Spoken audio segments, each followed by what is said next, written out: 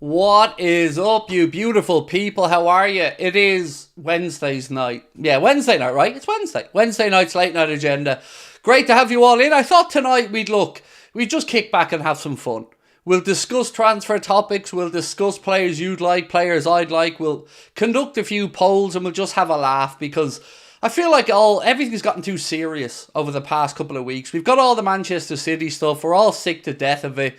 So we will touch on that a little bit tonight because I kind of just want to tie it all together. But mostly, I want us to kick back and have some fun.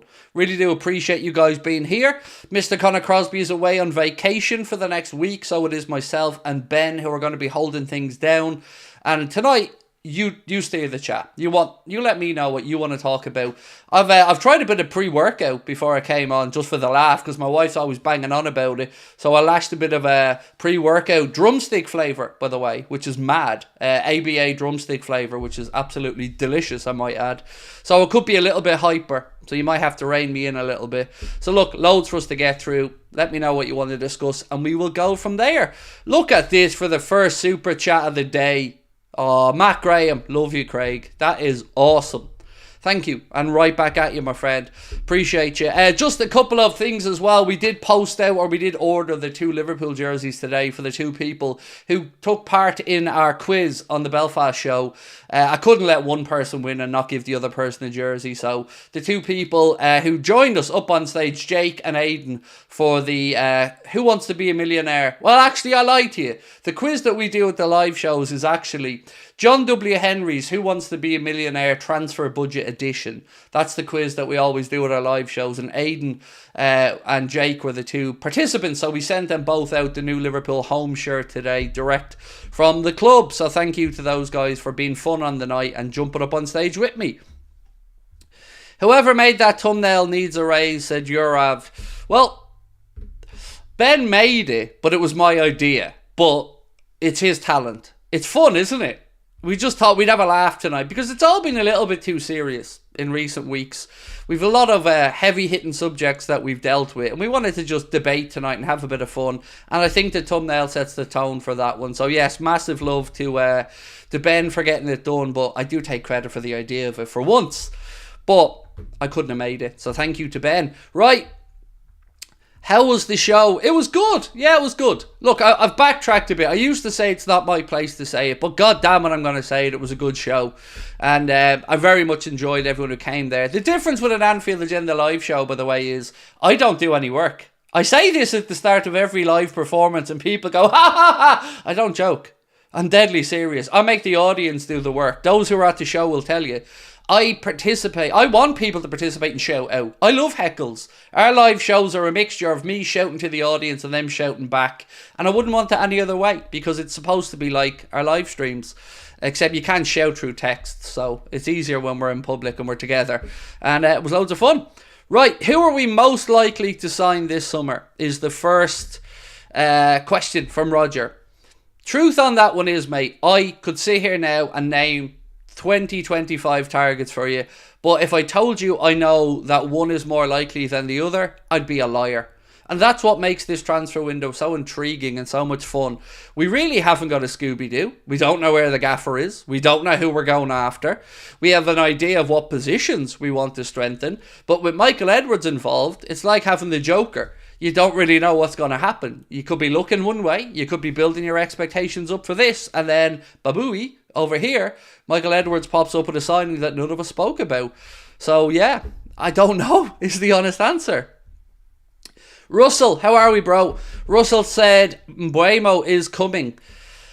I've been one around to that idea, Russell. Mainly because, as I said the other day, I didn't believe he was only 24. My dumb ass, that pre-workout's kicking back in now. My dumb ass thought that he was about 27, 28. So once I heard he was 24, I'm absolutely open to the idea of Mbeumo for the right price. I like him. He's a hard worker. We know when we played against Brentford, he puts himself about up top as well. Makes it very difficult for defenders. Premier League proven as well at this point. Versatility, can play across the front line. So yeah, I'm not going to argue. Russell, we disagree on a few things, bro, but on this one, I'm right beside you. Yes, there is some bad news as well, Troy. As Troy has said in the chat, Troy King. Liverpool Football Club have today offered Adrian San Miguel a new contract. That happened. I'm not saying anything. I'm not saying anything. He'll be grand. He's not going to concede 6 like the other lot. Some idiot once said. Yeah, so Adrian San Miguel is now officially have been offered a new contract by Liverpool Football Club. And also want to say congratulations to Adrian San Miguel, to Diogo Jota and to Joe Matip, who today all achieved the UEFA B licence as well. You've probably seen that post. So congratulations to the 3 gents, all now UEFA B licence holders with regards to coaching. So yeah, Adrian, that happened. Now look, I got to say this, right? As much as I'm not Adrian's biggest fan, him being the number 3 at the football club, I understand. James Pearce wrote a piece on this for The Athletic, I don't know when, but it was a good while back. And in this piece, he basically just spells out how hard it is to be a number 3, to attract a number 3, and to keep the professionalism standards high. And Adrian San Miguel does all of that, apparently. So as long as he's the number 3, let it be. There you go. I've rhymed it for you. As long as he's the number 3, let it be. I'm not going to start singing, so don't worry. I'd rather Chiesa than Mbeumo, said Alex. Dude, and I don't usually say this, but we could afford both. Because Federico Chiesa looks like he could be available for a bargain. 20-odd million pound is the number that somebody could get Federico Chiesa for. Now, interestingly, there's been a few little twists today with Juventus. Juventus are going to announce Thiago Motta as their new head coach, and they look to bring in certain targets. And of course, Coop Miners is one of the targets Juventus is looking at, but they have to free up some money. So a piece in the Mirror today said that Liverpool could get an absolute bargain signing a player in Federico Chiesa, who's probably worth about 60 or 70 million euro on the open market, but because of his contract situation at Juventus and the fact that he seems unwilling to sign an extension, 20 million quid. It's a bargain. So this is one of those rare occasions, bro, where I'm going to say we might be able to do both. How are we doing, Craig? I'm scared of Maresca joining. Oh, Fidget, how are you? I was looking down going, huh? Why are we talking about Maresca? But I forgot your good self as a Chelsea fan, bro. I don't know what to expect from Maresca. What I would be more concerned about if I was you was the 5-year contract. Because Maresca may work, he may not work. The club seem very confident in him. But then again, Chelsea have seen confident in a few managers over the years and it didn't work out well. But to give him a 5-year contract, it's brave. It's either going to look to be brilliant or stupidity. I don't know the answer yet. Obviously, he got Leicester City promoted as champions up to the Premier League. And I think he had a spell in Italy, if I remember correctly, before that. But, I mean, the proof of the pudding will be in the eating. So let's wait and see what happens. Don't we need another centre-back? Oh, God, yes. I am Jono. Yes. And Pacho and Yoro are the two that Fabrizio Romano name dropped today, with Liverpool having an interest in. So we'll talk about that in a while as well. Right. How do I read this name out? Get Good Entertainment. Nice. Craig, if you could sign 2 players that were linked to for the next season, who would you sign? Also, keep up the great work. Thank you for the last part. You know, I'll tell you something. It never gets tiring hearing positive stuff, whether it's about the community, me, the chat, or anybody else. So keep it coming. It really does lift the spirits. 2 signings, right? I love it. 2 signings. Let's go. Antonio Silva will be my centre-back signing, and Ederson would be my midfield signing. Other acceptable centre-back options for me would be Mark A from Crystal Palace, Diamonde from Sporting. I know we've been linked a lot with Inacio, but I would probably prefer Diamonde if I'm being honest. Other centre-backs, we've been linked with Pacho, but I've been honest to say I don't really know all that much about Pacho. Haven't watched that much of Eintracht Frankfurt. So yeah, Antonio Silva and Ederson would be my 2 ideal choices for the centre-back and the midfield role.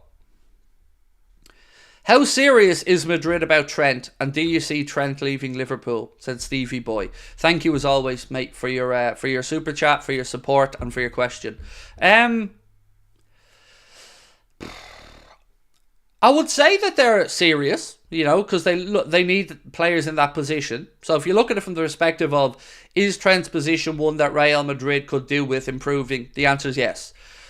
The fact that he's in the last year of his Liverpool contract makes him potentially more achievable. And then you have to tie in the whole bromance that he has with Jude Bellingham that we had hoped would attract Bellingham to Liverpool. Now, I very much hope that doesn't go the other way. But what I can say is that as every day goes by, mate, and Trent hasn't signed a new deal, and the club haven't tied him down, my nerves continue to grow. That's all I can say to you.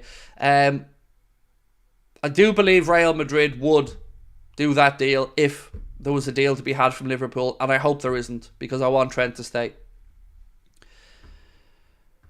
Craig, why haven't you released your first interview yet? I haven't had time, Troy. Coming on to Anfield Agenda every night means that I'm having to neglect my duties as Liverpool Football Club's official coach. So I was a bit cheeky today. I resent the letter we wrote to Liverpool with a slight little change into it, because we needed to add a new addition into why we're Anfield Agenda once again looked over for the charity game at Anfield. So I once again sent a letter to Liverpool today, just in case they lost the first one, to see if we do get a response, because we would like to positively engage with the football club. Craig, I agree with you. Where is Arne Slot? I can't wait to hear what he has to say. I know, Paul, every day, mate, I wake up and the first thing I do is look to see if we've got any word from the new gaffer. It's weird, right? Like, I'm sure there's a very reasonable, sensible explanation for it all. But to be now 5 days into having Arne Slot as Liverpool's head coach, my optimistic side looks at it and said, he's far too busy. Straight in, dealing with transfer stuff, talking to Michael Edwards and Richard Hughes, assessing the whole squad, and he hasn't had time for an interview. That's the optimistic side of me. The negative side of me doesn't really know what to make of it. Just confused by it all. So, yeah, hopefully we get that information or that interview soon. And look, I have a load of news to get through tonight, so I'm not going to just ignore all of that. But I wanted to just kick off the stream with a bit of fun, as I said, because it's all been a bit serious recently. Not what you want to see, but did you see Trent and Virgil's contracts not to be figured out this summer? Oh, excuse me, I'm going to repeat that question to Nielsen because I've read it out incorrectly. Not what we want, but do you see Trent and Virgil's contract not being figured out this summer? I see Trent's getting done and I see Virgil's getting done. The one I'm unsure of is Mohamed Salah. In fact, I'm not unsure of it. I'm almost certain he won't sign a new deal and he'll leave for free next year, and I'll be bitching about it the entire season. Everybody else will be telling me it's great until he leaves for free and we don't have as much money as we would have liked for a replacement, and then you'll see a load of backtracking from people. But it is what it is. Now, on Mo, one plus that we did get today about Mo isn't really directly about Mo, but the AFCON 2025 has been postponed by a year. It's now going to take place January 2026. The reason is the overcrowded FIFA calendar at the end of next season, which includes the new expanded format of the Club World Cup, which is going to be held in June and July 2025. So that means that they've booted the AFCON until January. So we don't have to worry about Mohamed Salah disappearing for a month through the middle of the campaign. That is a bit of good news. So I take that as a W. But that's probably the only positive I have on the Salah situation for you today anyway. I get that bad feeling about Trent. Also, isn't he close to Bellingham? Said LFC Love. They are very close to each other. They are very good friends. And the fact that Trent is away on England duty at the minute always makes me that extra little bit nervous, because he's got to be there with the likes of Jude Bellingham, who will be saying to him, winning Champions League's great. Isn't this football lark easy? First season at Real Madrid, we won the league, we won the Champions League. God, I don't know what all the fuss is about. It's easy, and I'm still a young fella. How many of you got Trent? That's what I worry about, those type of conversations. But look, Trent is a scouser through and through, and I believe his heart is with the football club. I just don't believe we're in this position. I'd love to hear somebody tell me why we're in this position with Trent, Virgil and Mo, but it is what it is, I guess. Arne Slot, la la la la la. I want everyone singing at home, right? Arne Slot, la la la la la. Arne Slot, where are you, la? If you weren't singing that at home, shame on you. I hope you've annoyed everybody in your house. That is your duty. Peterborough, Finn, how are you, bro? Welcome in. Craig, do you think our starters will play in pre-season friendlies held in America July, thinking about going to one of the games? No, I wouldn't hold my breath on it. Because a lot of the starters are going to be playing catch-up. So whether you've got the likes of Virgil, Trent, Diogo or others going and playing in the Euros, or you've got the likes of Darwin and the boys playing in the Copa America, they're going to be behind. So when they come in, they'll have to have a holiday, of course, and then they'll have to start pre-season. So honestly, I wouldn't be overly optimistic of seeing the very strongest Liverpool lineup for those games. It is relatively close to the start of the season. I think if I remember correctly, the friendlies are like the end of July, start of August. So maybe you'll see one or two, but I mean, I wouldn't be expecting to see the strongest of the strong. You should see Salah. He should probably be there, to be fair. But yeah, I mean, I'll leave it up to you if you buy the tickets or not, but I wouldn't be expecting Liverpool's strongest 11. You might get a few minutes for some of the lads coming back, but ultimately, it's going to be a short turnaround this year. Craig, my dog's ears just went up. Your dog knows what's up. There we go, your dog knows what's up. Right, more news to go through. I did the Adrian stuff earlier on. Here's a story actually that's not solely related to Liverpool, but does kind of tie in. The Daily Express reported that Manchester United have had an opening bid of £51 million for midfielder Joe Neves rejected, and were told they need to dramatically increase their bid if they want to land him. Now, the only reason I bring that up is because, of course, Joe Neves is a player that we've spoken about on the channel. You guys have suggested would be a good fit for Liverpool in midfield. And we've always said that we think about €100 million is the number. So United going in at about, 65 million euro, £51 million. No surprise that was rejected flat out. That was reported in the Daily Express, by the way, for anyone who wants to have a look into it themselves. Right, this coming from, it's been sent to us by Ryan. It's from Everton Newsfeed. It says, Everton are expected to back Manchester City in their legal battle against the Premier League in their case to end the league's APT rules that allow sponsorship deals with companies owned or associated with the same club's owners. Everton. You can never count on Everton for anything, can you? Supporting Manchester City, shocking.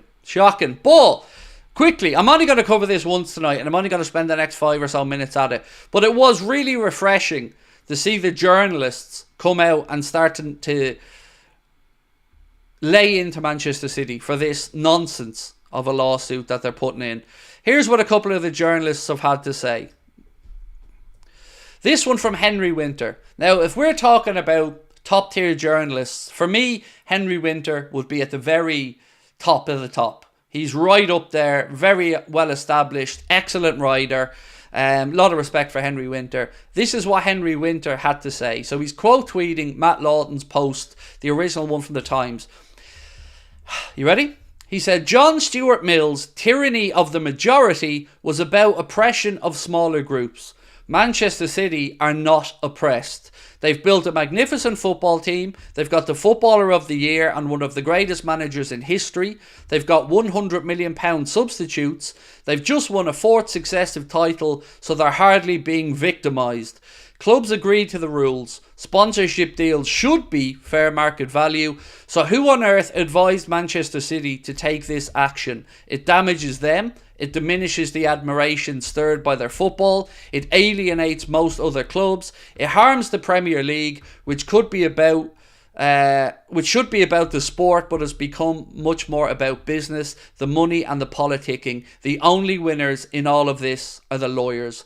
And that's coming from Henry Winter. But then, completely the other end of the spectrum, of course, we have Simon Jordan, who I would class as more of a stir the shit kind of journalist. And he said, taking the Premier League to arbitration and its members on APT. You join the league, you don't want to change the rules, you join the league, don't like the rules, change them democratically. You don't sue the club i.e. the league and its members. This looks like bringing the game into disrepute, and are these fit and proper owners? Then he goes on to say, this is laughable. You join a league, want to be a member, and then decide to take a shit in the foyer. Oh dear, it won't fly. So, again, it's good to see this. And this has been backed up by most of the journalists that I've seen. I was watching Sky Sports back pages last night, and again, similar kind of feelings there about the whole stuff with Manchester City. It's maddening. One more thing on this, by the way, in this regard for smaller clubs or lower down clubs. Matt Lawton has also put out an exclusive with the Times to say Manchester City's Premier League legal action puts the £900 million EFL deal at risk. Clubs are reluctant to sign off until they know the outcome of Manchester City's claim. And finally on this, before I move on from it, Manchester City's chairman, Mr. Al-Mubarak, has been out posting his propaganda with his end of season review. He said, of course it's frustrating. I think the referencing is always frustrating. He conceded in his end of season review. Having it been talked about the way it is being talked about, i.e. the 115 charges. I can feel for our fan base.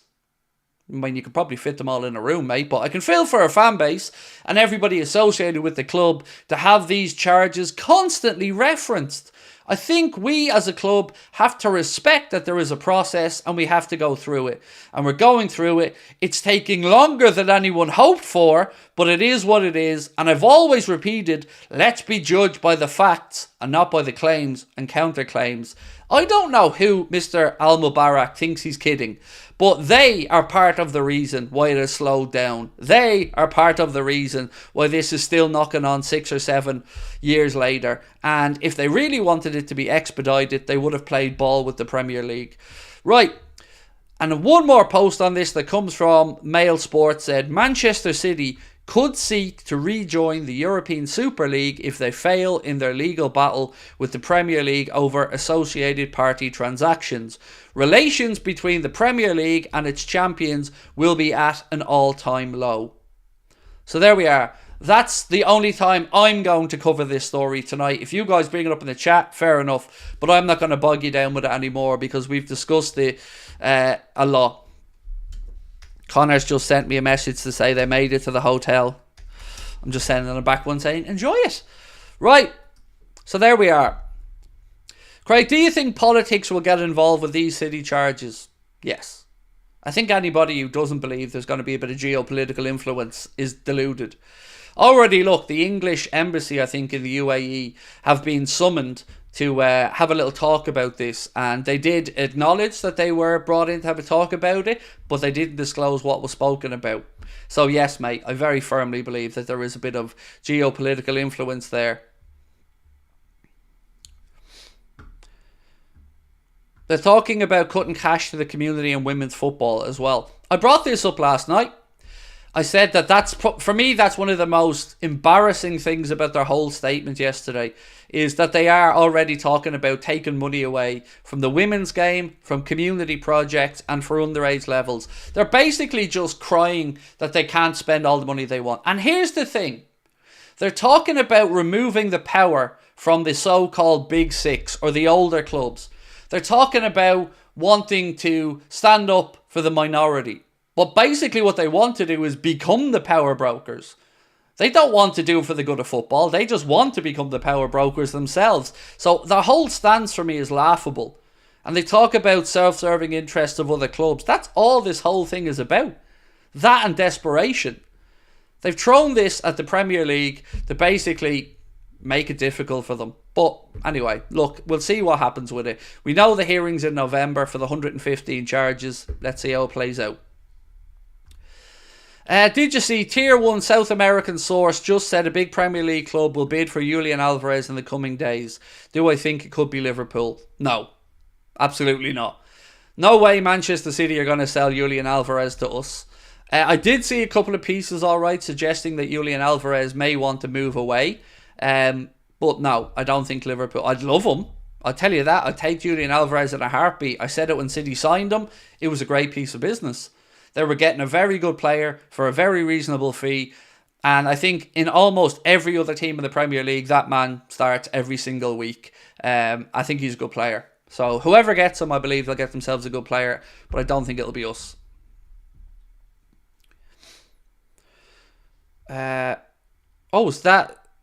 Is Russell replying to that other person to say it would be Barcelona? Because that would be an interesting signing for Barca if they could get him. Julian Alvarez would be an incredible piece of business for Barca.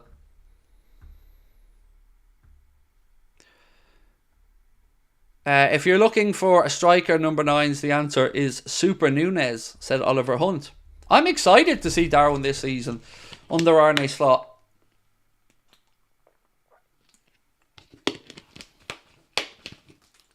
Yeah, I'm excited to see what Arne Slot can do. Mark, welcome back to Anfield Agenda FC, my friend. Am I looking forward to the Euros? Yes, Steak Bake, I am. I can sit back, like you guys, most of you watching will have some type of nervousness, right? Whether you're Scottish watching the Euros, whether you're English watching the Euros. I can sit back and, I'm trying to spin this into a positive somehow. I can sit back and just watch it and enjoy it. So yes, and we will be doing watch-alongs here on Anfield Agenda for the Euros. So yeah, hope you can join us for some of them as well. They sold Jesus to Arsenal, would love Alvarez. Yeah, but there's a particular... I don't want to use the word rivalry. There's a particular ill feeling, I believe, between Liverpool and City. So I just can't see it happening. Craig, I think I saw you in Greystones last week. You were doing hula hoops and avoiding a wasp. That sounds like me, but it wasn't. Maybe it was Arne Slot, though. I mean, I do usually run away from wasps, so that one's... And you said doing hula hoops. If you said eating a bag of hula hoops, could have been me. I haven't been in Greystones for a while. I drove through it like a few months ago, but other than that, I haven't been in Greystones for a while. So Grant wants to know, is it true that Liverpool are offering Adrian a new deal? Yes, it is. It was confirmed today. It's on the club's official site as well. Yes, Liverpool have indeed offered Adrian San Miguel a new contract. I'm just going to leave that there because I don't want to get myself into more trouble talking about it. Craig, do you hate the new woke Coke lids that don't separate from the bottle? No, I love them. Do you know what? I love them. Look at this, right? Oh, you can't see this because it's green, but my bottle has one of them on it. And I love it. I love it because I'm forever dropping lids all over the place. So no, I have to say I love that the lids stick and just click over to the side. I think it's brilliant. Who would you rather win, Scotland or England? I don't really mind. See, there's a lot of misconception. A lot of people think that the Irish and the Scottish are like similar. I don't believe that to be the case as much. I think the closest of the home nations would be Wales to Ireland. I think Irish people and Welsh people would probably be far more similar than Irish people and Scots people. But, you know, either way, you know, I just wish all the nations that are entering the best. Love to see Scotland do well. England have every right to go into that tournament believing that they can win it. They have a good enough squad. I think, you know, split opinion on Gareth Southgate. You know, you can say his results stand up, but I still say his style of football is horrendous. And he doesn't make use of most of the talent that's there. But it's a very interesting Euros. I mean, you've got Germany, you can never rule them out, and they're at home in this competition. You've got England, who have an incredibly strong team, but yes, have some injuries defensively. You've got Portugal, who are always there or thereabouts. France, who are probably the favourites. Netherlands with a good young group of players coming through as well. Yeah, I'm interested. I can't wait to watch some of the games. And if I had to pick out two teams, I'd say England and France probably would be the two that I would say might go all the way. Steakbake says, oh, I despise the new lid. No, I like it. I do like it, yeah. It took me a while to get used to, but now what I find is if I open a bottle and there isn't one of those lids, I'm surprised. Calvin Ramsay going and getting loaned out again. Yes, that is absolutely spot on. I have that in my notes here. So just to confirm, Fabrizio Romano let the world know that Liverpool fullback Calvin Ramsay has agreed a loan deal with Wigan Athletic, and it was signed today according to Mr. Romano. So there you go. I think that's probably the right move because he needs to get minutes under his belt. Last year was just an unlucky year for him. So let's see if he can go to Wigan, get minutes, and we can get a good assessment of Calvin Ramsay then. Massive respect to Ben for all he does. We love you, Ben, said Mark. There you go. See, Ben? I told you came to the right place when you joined Anfield Agenda, because, you know, our audience recognises talent and greatness, and Ben's certainly been brilliant. And do you know what? For me, I'm like a pig and poo, because I've got Connor and Ben. So I've got Ben, probably the greatest graphic designer in football YouTube history, and then I've got Connor, himself a very accomplished graphic designer, but also a hell of a MacGyver, because Crosby's able to just do a bit of everything. A little bit of coding, there's your boy. Need a website built, here's Connor. Something's gone wrong on the stream, get Connor in. I'm really lucky. I'm surrounded by incredible talent, but it's no accident. I've made sure I'm surrounded by incredible talent because we want to be the best at what we do. So yeah, much love to Ben, much love to Connor. I know I wouldn't be here without them, and it's great that you guys recognise that talent as well. So thank you, because the lads really will appreciate it. Craig, could we see you in an England top? Nah. I'll be respectful, but you know, I'm still Irish. Harry Guru, yes sir, you can have a shout out. Welcome in, great to have you with us. Right, my friends, I need a couple of you to hit that subscribe button if you haven't done so already, and don't forget to tickle the old like button as well. Tell us about Ederson, said George Botza. Happily. So the story goes, Liverpool sent scouts on a couple of occasions to look at Tayun Koop Miners of Atalanta. But the reports that have come back were that yes, Koop Miners is a good player, but Liverpool seemingly had their heads turned then by Ederson. Now for me, this would usually be the point where I say, I haven't watched all that much of him, but I have. He stood out to me when we played Atalanta, and he stood out to me since.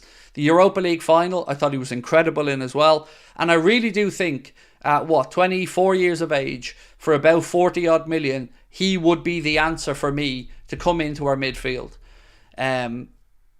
As a part of a double pivot especially, I think he'd be fantastic, and the right price bracket for how we usually like to do business. So I hope that it's the case. I've certainly heard positive stuff about Liverpool's ramping up of their interest, but you know, until we see a contract or until we see a Kirby lean, let's wait and see what happens. Craig, I've seen Connor turn a paperclip into a Bugatti Veyron. Yeah, true story. Do you think the summer transfer window will be as stressful and frustrating as last summer, said Team Shark Meg? I'm trying to think back to last summer, in all honesty, bro, because, you know, I've got a bit of a goldfish memory on some stuff.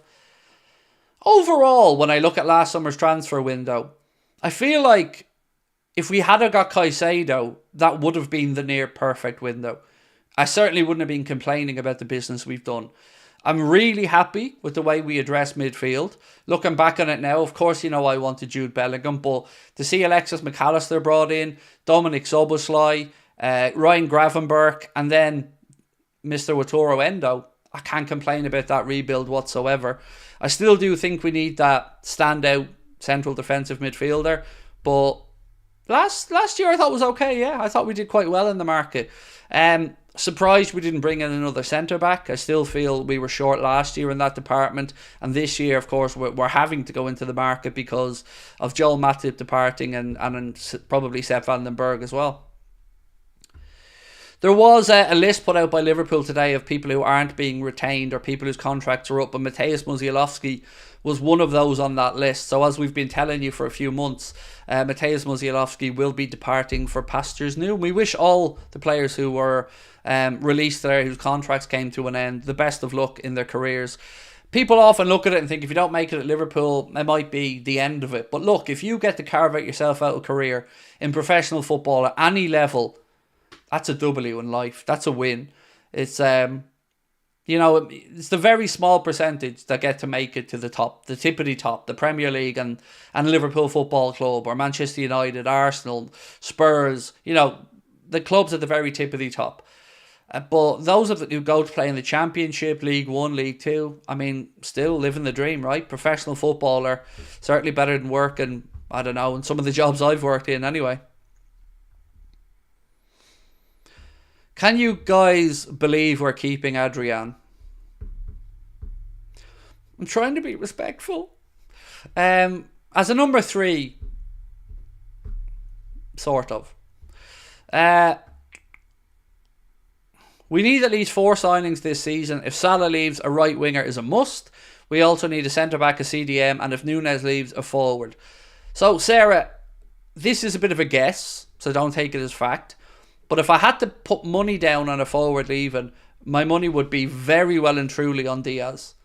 Not because of anything other than the fact that he seems to be the one who wants away, based off the reports we've seen. Now, of course, Lucho could dismiss all these reports and stay, but if I had to put money down on a forward being sold, that's where I put my money. Zumzi, how are you, my friend? And thank you again for your super chat. Hi, Craig. What do you think was our worst performance this season? Also, keep up the good work. Worst performance.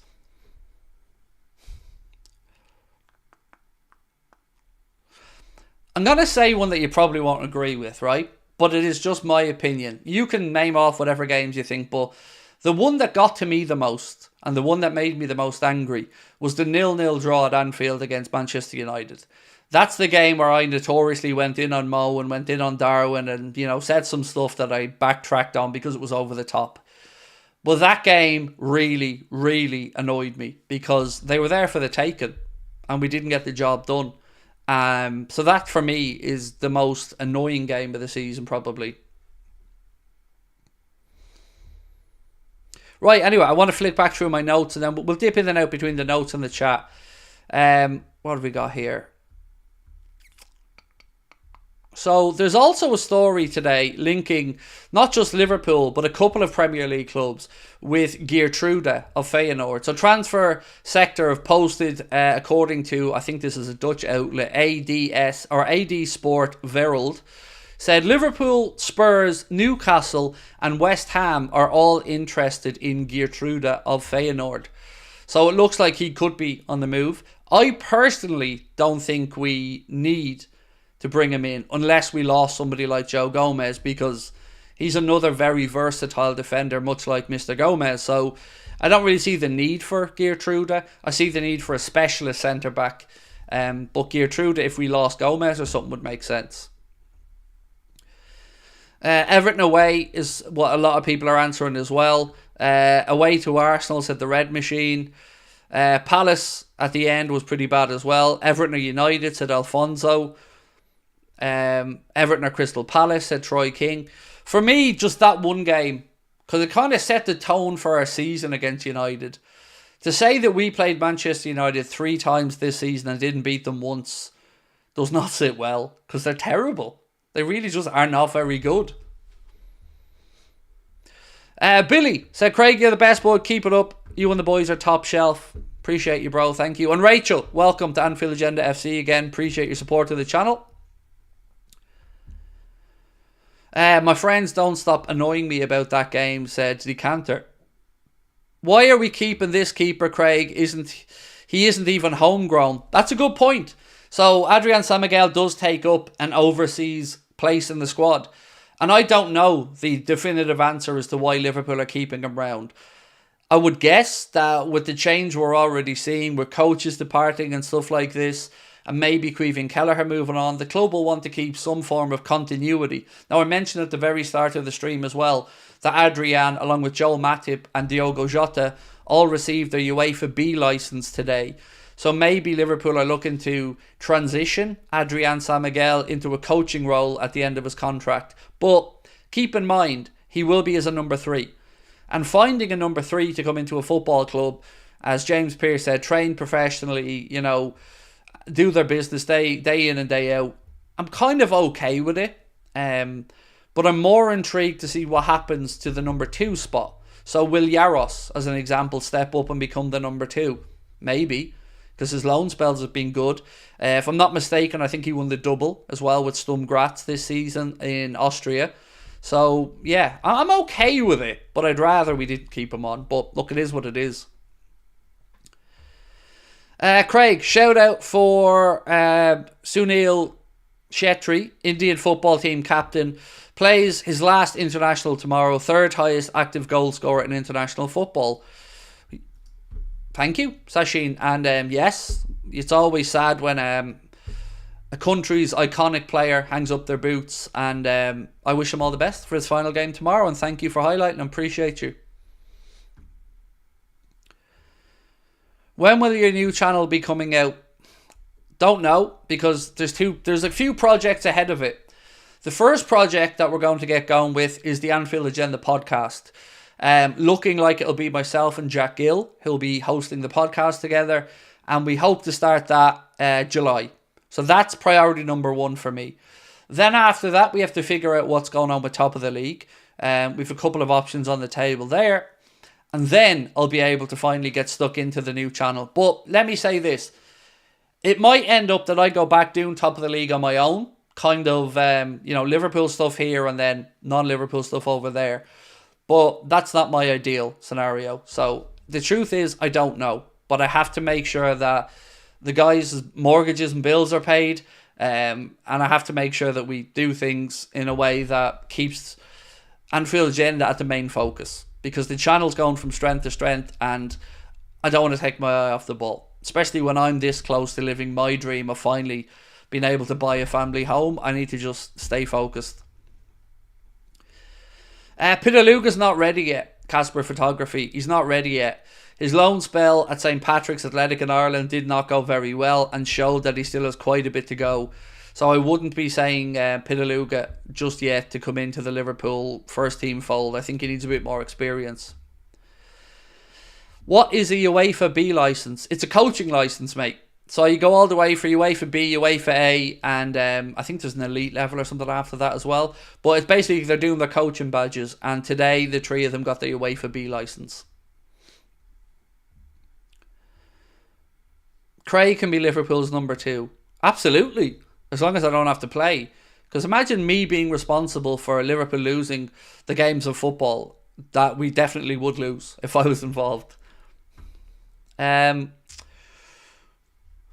Absolutely top-notch thumbnail. How are you, Craig? Said Dylan Adams. Thank you. Myself and Ben are really proud of the thumbnail tonight, so delighted that you're enjoying it. How am I? I've had a productive day.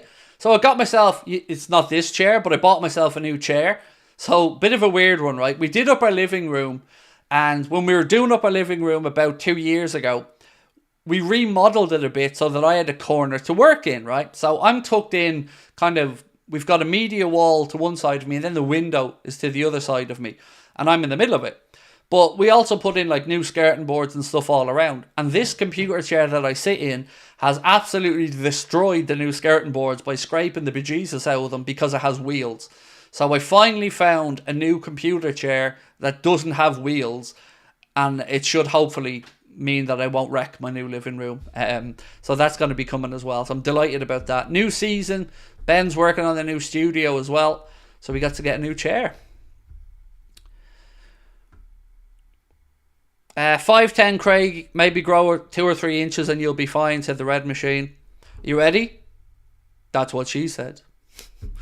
Actually, my wife's always been very generous about my lack of generous proportions. But yeah, do you know what's mad, right? Everybody that's involved in this channel, at any point in past, I'm talking Jack Gill, Paddy, Chris, Steve, Connor, Ben, everybody has been over 6 foot. Everybody. I'm the only person involved with Anfield Agenda, or that ever has been, that isn't 6 foot or above. It's terrible. Like, nobody, how can Chris Stonage really be 6'3"? And I've met him in real life, he really is, but he doesn't look it, does he? And also, actually, on Chris Stonage, he's going to be at the Cardiff show.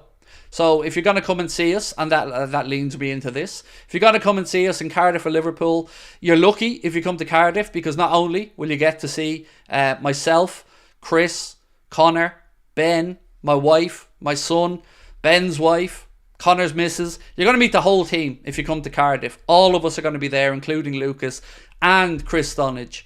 He's going to come up and join us on stage for a Q&A at the end as well. So if you want to come and see us at either Liverpool or Cardiff, make sure you get your tickets. I'm sure Ben can pin the link to the top of the chat for me. But as it says on the picture, they are going quickly. And I don't want anybody to miss out on it because it looks like they're going to be sold out shows or very close to it, which is amazing. So thank you for that. Do you know what's mad though? Ireland, no interest. Belfast did okay. Dublin, no interest. UK, completely different. Announced UK shows, tickets are flying out. Madness. I'm already scared shitless about having to do them, but we'll deal with that as and when it comes around. What's this one? Right, so we did say to you guys at the start that Fabrizio Romano had spoken about a couple of centre-backs that Liverpool were interested in. He said a player that they really like, but there are many clubs after him is, for example, Lenny Yoro. He said he's on the list for Real Madrid, Paris Saint-Germain and Liverpool, who have also been scouting him, so let's see what happens. Next player that he went on to speak about was Willian Pacho from Eintracht Frankfurt, who was another player that Liverpool have been monitoring and scouting. But again, we have to see who is the player they really want to bring in. This isn't decided yet, so for sure, Liverpool will go in for a new centre-back, but they still have to decide who is the player that they want to bring in. So again, we are getting lots of confirmation that centre-back is certainly a position that Liverpool are looking to strengthen in, but we're all still playing the guessing game for who it might be.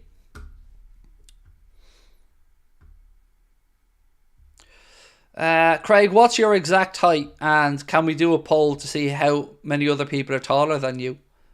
Sure, that sounds like a fun poll. Ben, can we get a poll up? So we'll say like 6 foot plus, 5 foot 10 to 6 foot, 5 foot 7 to 5 foot 10, and below 5 foot 7 or something like that, because I want to see if I am average.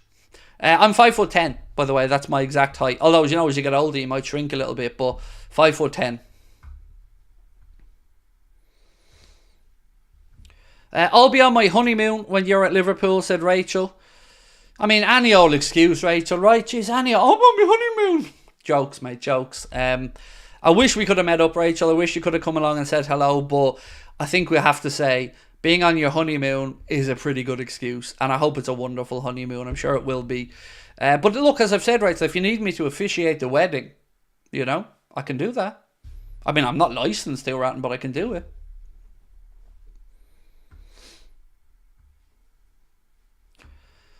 Good to see you, Craig. You handsome man. Thank you, Johnny. One of my favourite moments of the live show was, and I'm not joking, one of the last people I met at the show turned around to me and said, oh, we're the same age. And I said, but you're more handsome. And I kid you not, his missus turned around and goes, I don't know about that now. And I was just there going, did my wife hear that? I hope my wife heard that. Did you hear that, love? She's not here now, so I can be brave. Marta's 6'7". 6'7". You're a giant. Let's have a look at the chat and see how we're rolling here. How tall are you? 6 foot plus, so far 32%. 5'9" to 5'11", 33%. 5'5" to 5'8", 26%. And hobbit sized, which my wife would fall under, is 8% or something. My wife's 5'3". Wolfgang said, I'm a woman on 5'4". See, you're already taller than my wife. Or Wolf Angel, sorry. Wolf Angel, the one I adore. That's a song. It was actually called Earth Angel that my dad made me listen to growing up. I'm almost 10'3". I'm 5'4", but something else is 6. Yes, I believe you, mate. Yeah, something else is a 6. I'm kind of happy at 5'10", though. I don't think I'd want to be much bigger. You know, it makes everything else seem in proportion. Right, little bit on Levi Colwill for a minute. Levi Colwill is seeking assurances from new Chelsea boss Enzo Maresca over his role in the team amid links to Liverpool and PSG. Colwill, impressed at the start of the season, said the piece in the Echo, after returning to the Blues following a season on loan at Brighton, but struggled with injuries and fitness concerns near the back of the campaign, and he is set to ask for a guarantee over his place in the squad after the appointment of Maresca. Now, honestly, I wouldn't believe anything that Chelsea assure me of anything if I was Colwill, because he got loads of assurances before he signed his new deal. I wouldn't believe them again. What you need to do, Colwill, Mr. Levi, sir, is get the hell out of there and come to Liverpool, where you'll actually be looked after, bro. So, make it happen, Levi. Get out of that nonsense there at Chelsea and get yourself up to Anfield, where you'll be respectfully played. Earth Angel from Back to the Future. Is that what it's from? My dad used to always play that song, because I was like growing up around R&B and blues and, you know, stuff from the 50s, 60s, 70s. So yeah, I was that and Duke of Earl and all these other mad songs my dad used to play all the time in the car. A lot of people telling fibs. Only 14% of the world population's over 6 foot tall, said Brian. I know, I'm with you, Brian, but we've no way of disproving it, bro, do we? So far 33% of you, 32% of you are 6 foot plus. I'm right in the 33% bracket of 5'9" to 5'11". So yes, there's a lot of porkies being told here. My girlfriend is 4'11", but she's Filipino. I love small women. That's why I married one. Yeah, I remember when I was like about 16, I was dating a girl, and she was about my height, but her hands were bigger than mine, and they always freaked me out. So I always knew, I've always been attracted to smaller women anyway. And another weird thing is I've never been attracted to blonde women. I don't know why, nothing against blonde women, but for me, redheads or brunettes. As I'm Dutch, I'm 6'4" by default. Wow. Do you know what? I met Michael Smith, who came to the Belfast show, and then we went out for dinner with him on the Sunday in Dublin. And he's only, I think, 19 years of age, and he is a unit of a fella. He's about 6'2", 6'3", a young up-and-coming centre-back. Very well-built young man as well. So, Michael, if you're watching, it was a pleasure meeting you, mate. But there's something that's bugging me, Michael, and I need an answer to this. So myself, Connor and Michael went out to FX Buckley's in Monkstown, which is a steak and seafood restaurant. And we sat down and we were ordering our dinner. I went for the 12-ounce fillet steak. Connor went for the 12-ounce fillet steak. But Michael, the biggest of all of us, went for the 10-ounce fillet steak. And it's been bugging me ever since. Why 10? Why not go for the 12? It's the strangest thing, like, but it's been stuck with me ever since. I don't know why. Why didn't you get the 12-ounce, Michael?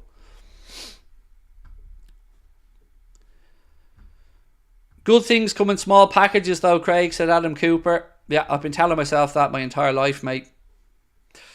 I still don't believe myself, though. Oh, here we go. Apparently, Manchester United only have one transfer figure number this. So, this coming from Marca and a couple of others said, Manchester United have put an offer on the table for Lenny Yoro of £51 million. That seems to be the only number. Is that they're the only two numbers on their keyboard that are working? £51 million offer for Lenny Yoro, £51 million offer for the kid from Benfica. Is that the only bleeding number they know, or is that literally the whole transfer budget there? They've got 51 million quid and they just want to throw it at one player.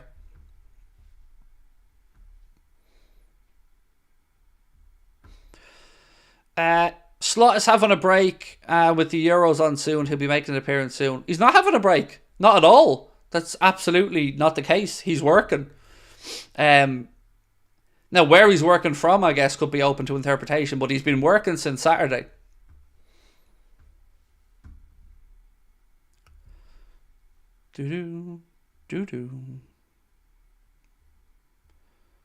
Sorry, I'm trying to read back up through the chat. Anyway, we'll move on. Everything is also done by the Penguins. There you go. I mean, I'm learning all about that song tonight. My mum was 5'3", but would have decked Tyson. Look, Finty, all mothers are hard as fuck. Do you know what I mean? You don't mess with a mammy. especially Irish mammies. Irish mammies are next level. But I believe you. My wife's 5'3", mate, and she's one of the only few people on earth that scares me. You know, I've been in some dodgy situations with some big fellas and never felt as terrified as when she's angry at me, because I know how vicious she is.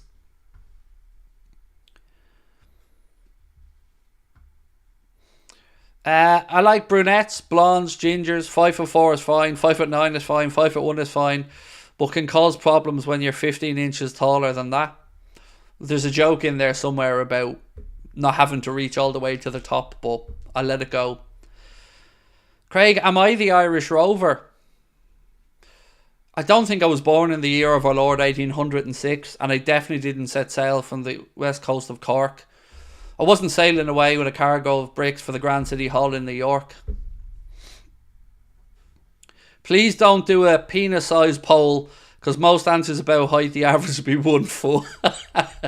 Absolutely, Johnny. If we did a poll now on that, which we won't, you're right, we'd all be going around Dirk Diggler, according to the poll. Can I reach the top shelf? Yes, I can. I'll just stand on my wife. No, I can. Yes, you are officially a lord. I am. Yes, that is correct. I am officially a lord. I bought my title from the fine folks of Sealand. So I am Lord Craig Anthony James Zachary Houlden.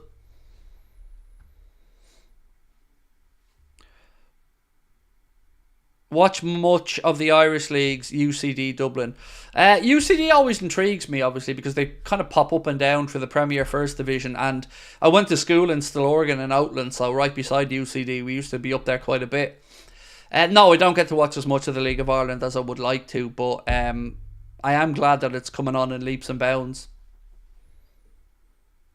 Right, let's end the poll anyway. We've seen that there's a lot of liars out there, but we asked how tall are you, and the results are as follows.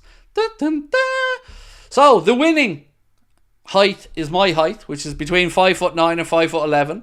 In second place, there's 32% of you, with at least 20% of those being liars, saying that you're 6 foot plus. Then we had 27% of you guys who are between 5'5" and 5'8", and then we have 6% who are hobbit sized. Ben's words, not mine, so don't take any offence to it, you hobbity little fucks. Sorry. Look, ladies don't count, by the way, in that. If ladies are in the below 5'5", that's absolutely fine. That's where we want you to be, ladies.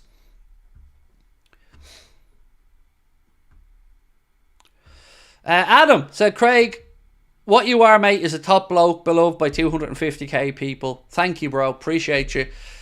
I'm not going to lie, though. After last night's stream, I felt really down. I did. The more we spoke about the lack of an invite for us to anything, I can't lie and say it didn't get to me. It did. I spent last night messaging back and forth with Ben and talking to my wife about it as well. You know, and I want to reiterate what I said. I never and would never begrudge anyone. So the people that got to play at Anfield and the people who get to interview the managers and all, I never begrudge them because it's brilliant for them. But God Almighty, I'd like to know a reason why we're being blacklisted on everything. I have a few ideas of who might be putting some negative words out there. You know who. But ultimately, we've written to the club twice to try and figure it out.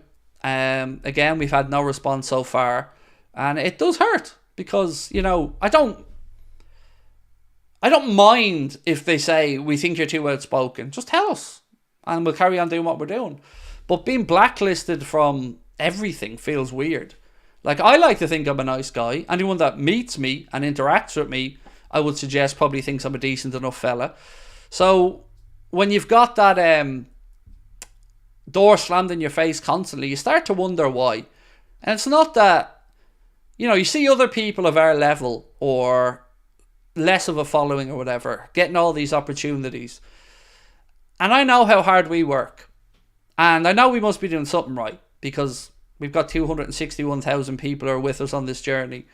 So I hope someday I figure it out or the door gets open for us, because my job is to try and keep growing our community and adding new family members in.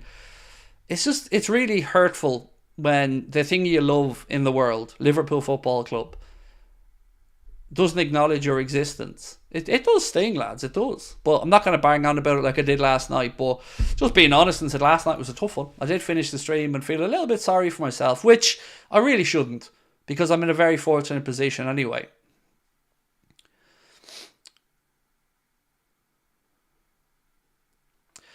Certain channels won't say anything against the owners even when they're in the wrong. Look, as I said when I started this conversation, I'm not here to talk about or belittle any other channel. I don't begrudge anybody else an opportunity. In fact, I'm happy for them all. I know what it would mean to me to be welcomed in by the club or acknowledged. So I know what it means to everybody else. Those that got to play at Anfield, that interview, I wish them all nothing but success and happiness. I'm not bitter about them at all. It's just discouraging from our side. Right, I've got more stuff to go through. What's this one?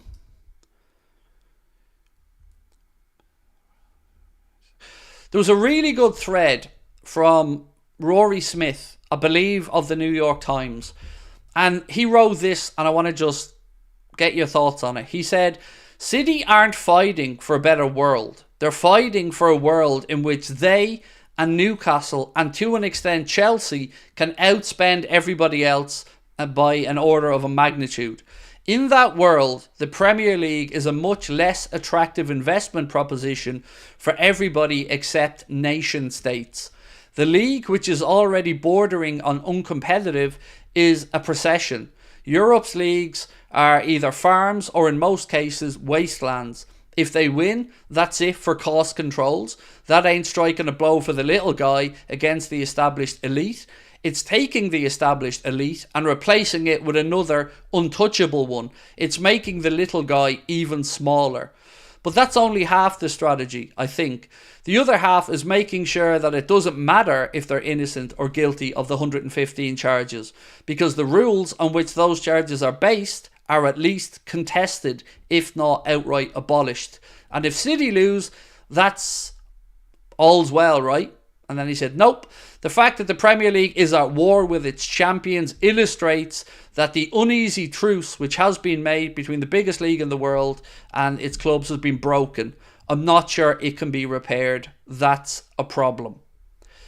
And as I said, I'm so happy to see so many fine journalists really start to speak about this. But you know who's missing? You know who hasn't piped up? Mr. Gary Neville.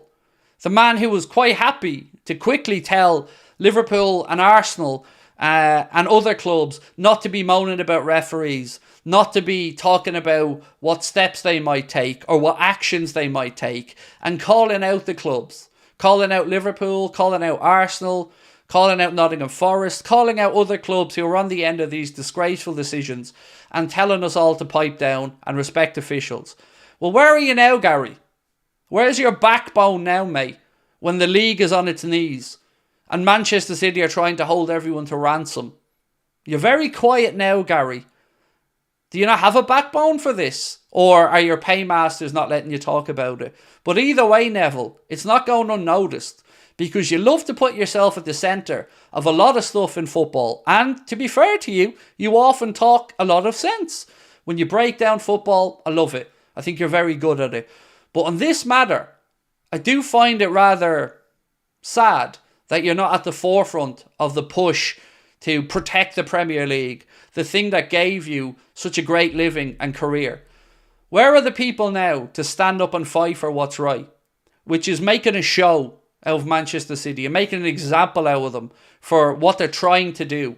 Destroy the league that they're part of for their own gain, because they don't like the rules. So not only do they not like the rules, they're now going to court to say that they're against fair trade or they're against the laws. All because they can't buy their way to even more success. Now that, Neville, sounds to me like the type of thing that you should probably be a little bit annoyed about, right? So I look forward to seeing you show the same level of anger and upset that you did when you were calling out Liverpool, Manchester City, Gary O'Neill, Nottingham Forest, or anyone that was unhappy about refereeing decisions and spoke about a course of action that we may take. Look forward to hearing what you have to say on this, Gary. Craig, do you like Andy Cantwell's content? I don't. With all due respect, I don't know who that gentleman is, and I also don't really watch a lot of other content, so no disrespect intended. Most clubs pick 2 or 3 supporters channels. AA will eventually become part of the fold. It won't. Now look, again, I don't want to start name checking people, but there are channels and people that have a less of a following than us that have been given multiple opportunities at the club and have been invited to do lots of stuff. I'm going to say this again because eventually it might break through. You don't like Anfield Agenda, fair enough, but tell us what we've done wrong. But how on earth can I, as a Liverpool fan, sit here feeling disenfranchised at my own club and my community feeling similarly, and then look and see another content creator who mocked Hillsborough doing a watch-along inside a private suite at Anfield? Where's the morals there? Where's the fairness there? It stinks. And there are many others who've also been very disrespectful to our club, its fans, and others over the years who are strolling around that Anfield pitch. So the hypocrisy of the whole situation stinks to me. And for all the swearing or whatever I do, you'll never find me mocking Hillsborough or the city of Liverpool. The only time I ever speak about John W. Henry is in a relation to football and his lack of putting the money in for the manager. I never go personal with anybody. I'm never atting anyone on social media. I've never threatened people. I've never gone in on anyone's family. So it's no accident. I'm going to keep saying that. I don't believe this to be an accident, that we're overlooked. How can the most watched Liverpool fan channel in the world be just overlooked? The club were quick enough to email supporters clubs when we were going to America a couple of years ago to ask the supporters clubs that we were meeting up with over there what their business was with us. And that was 4 years ago. Now we're a much bigger channel with a much wider reach. So the club definitely know we exist. And that's what makes this all the more galling, is that they won't reply to us. Probably bringing the clubs of oil for the lawnmowers. I don't know what that means. City getting away with it, unfortunately. I don't think they will. I don't think they will. This, to me, with City, strikes me as desperation. You know? And like many journalists have said, whoever's advised them to do this, to kind of isolate their own league, it's very foolish, because it won't be forgotten by other chairmen and chairwomen, by other supporters, by fans. And this righteous moral nonsense stance that they're professing to be fighting for, this tyranny of the majority nonsense, is just that. It's nonsense. All they want is to be able to just have unlimited spending.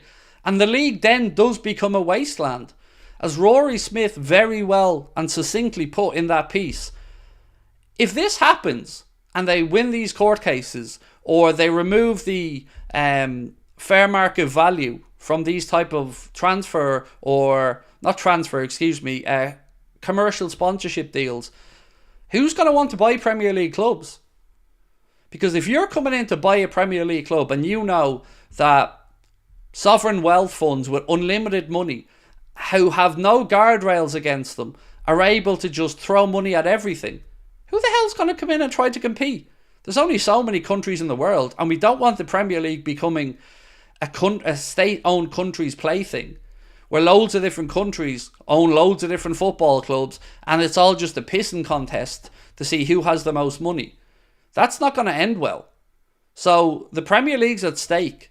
The league that is one of the most competitive, certainly the most watched, and one of the most rich leagues in the world, is under threat now from a petulant brat that is Manchester City, that doesn't get their way all the time and starts screaming about racism, about it being an anti-Gulf sentiment, starts talking about the tyranny of the majority. That's called democracy. You vote. If 14 clubs vote for something, it gets passed. If it doesn't, try another angle or go again. It's disgusting, and I want the book thrown at them, because they are destroying the league in which they're a part of. They're alienating clubs. They're driving fans against each other. And all because their cry arson about not being able to have Etihad Airways or some other company just give them whatever sponsorship deal they want. That's not how life works. These guardrails were put in place. The fit and proper person tests were put in place. And these need to be adhered to. You signed up to the rules. Now that you're not winning everything and getting your way, well, you are kind of winning everything, but you're not getting your way, so now you're talking about having to take money away from community projects, the women's football team, and the underage teams. That sounds like blackmail to me. That sounds like if we don't get our way, well, all the stuff we've put in place that we profess to care about. Because if you care about Manchester and the community in and around the stadium, you wouldn't dare come out with that type of nonsense. That we may have to take money away from community projects and underage football teams and women's teams. Come on. That's just bullshit. That's nonsense. If we get Gertrude, will Trent become a pivot in midfield? Also, any surprise names in the attacker front we haven't heard of? On Gertrude, I don't see... I'd be surprised if we signed him.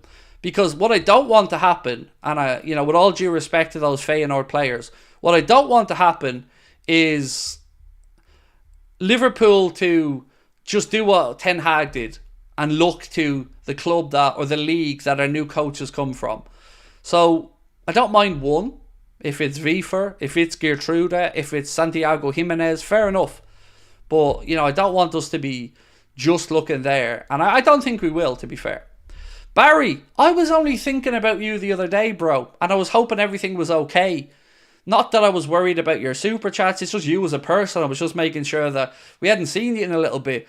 So we said, Craig, flying visit. Very busy at work and family-wise at the moment. Hope you and your family are well. Hello to all the AA team and legends here. Hopefully see you soon. Much love. You'll never walk alone. Barry, I wanted to say to you, mate, if you'd like to come to either of our live shows in Cardiff or in Liverpool, let me know and I'll put those tickets aside for you. Least we can do, mate, on the house from us. We'd love to see if you could make it up for either one of them in August. And again, thank you, Barry, not only for your incredibly generous super chat, but for your, is it 50 or 100? I believe 50 memberships. Incredibly generous, dude. You're an absolute legend. And thank you for checking in with us. I'm happy that all's good with you. Busy at work's a good thing. So thank you, mate, for dropping in. Much love as always. The Premier League needs to protect their brand. If they don't, a lot of fans go elsewhere. Yes, exactly. Look, we got to be honest about one thing. Every Premier League club, and I definitely include us in this, is selfish. Because they have to look after their own interests. But we can't forget about the overall good. So fans of smaller clubs and lower leagues will look at the Premier League and go, you're getting a taste of your own medicine. And I respect where they're coming from. But the other 19 clubs in the Premier League do need to look at the bigger picture here. The Premier League is a runaway success of a competition. It's the envy of most of Europe.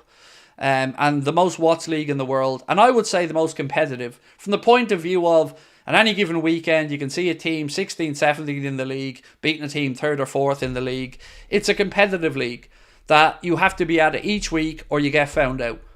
So yeah, I hope it protects itself because I love what the English Premier League is. I love the sustainability of what they're trying to do to make clubs fiscally responsible. Because, as I've said and warned for many, many, many years, it's all well and good now when these state-owned clubs are interested in football and are interested in PR and are interested in making it look like they want to do the right thing. But what if they get bored or change direction or tact or want to invest elsewhere and lose focus on the football clubs? How do we think that ends up? Because it ends up with them being asset stripped and some of them potentially going to the wall. And none of us want that. Whether you're a United fan, a Liverpool fan, an Everton fan, a Spurs fan, an Arsenal fan. Nobody wants more football clubs going to the wall. So these guardrails have to be put in place. Because football is just becoming a greedy business. a greedy, grubby business. And somebody needs to stand up for the game, the overall good of it, and the well-being of the fans, the players, because they're being overworked and nobody seems to be able to give a shit. Finally, the PFA are starting to defend their players some more, because a lot of them don't want anything to do with this Club World Cup that's coming up. They're not getting anywhere near enough rest and recuperation. And what happens there is the product gets damaged. I keep going back to Champions League final between Inter Milan and Manchester City. Two teams, parking aside the Manchester City financial stuff for a minute, two teams that played exceptional football, got their way to the final, and it was a complete letdown of a final because both teams looked exhausted. So the pinnacle of European football, the occasion that we all work towards to celebrate, didn't live up to the hype. And not because of a lack of effort from either coach or the players, but because they were just exhausted physically and mentally. So we can't just keep rinsing the players for more minutes. Somebody needs to look out for the well-being of them, because what you see with American sport, and NFL, let's say, is an example, it's a really intense season, but then they have a nice long recovery season where you've got 5 or 6 months to heal, to let your body recover. We don't have that in football. Football's pretty much non-stop throughout the year. You're lucky if you get 3 or 4 weeks break as a player. So I hope that the greater good is looked at here. Do you know what I'd like to ask, Ben? Let me poll, Ben, if you could put this poll up in the chat. Do you think we will see a domestic cup competition being lost or being dropped? Because it's the only thing that's really been spoken about as a potential to solving this crisis of players being overplayed. I'd hate to lose a domestic cup competition, but we have to do something because players are getting more and more injuries. VAR is probably adding to them as well. Games are getting longer. Seasons are getting longer. Champions League's getting longer. Club World Cup's coming in. Euros coming up. Something needs to be done. So I want to know, would you be open, or do you think we'll see one of the cups being dropped? Because look at Germany, for example. One cup competition. I think Spain have one cup competition. I know they have the Super Cup that they play somewhere over in UAE or Dubai or somewhere like that, or Saudi. But I think that's the direction we might be heading in.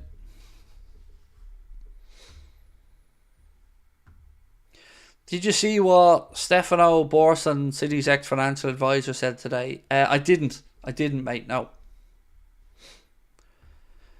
Alejandro said, it ends up looking like Malaga. We already know what happened to that poor club. And there was a few more as well. You know, Malaga was probably one of the more high-profile ones, but there was a few other clubs that the owners got bored of or got sanctioned, and all of a sudden those clubs are in big trouble.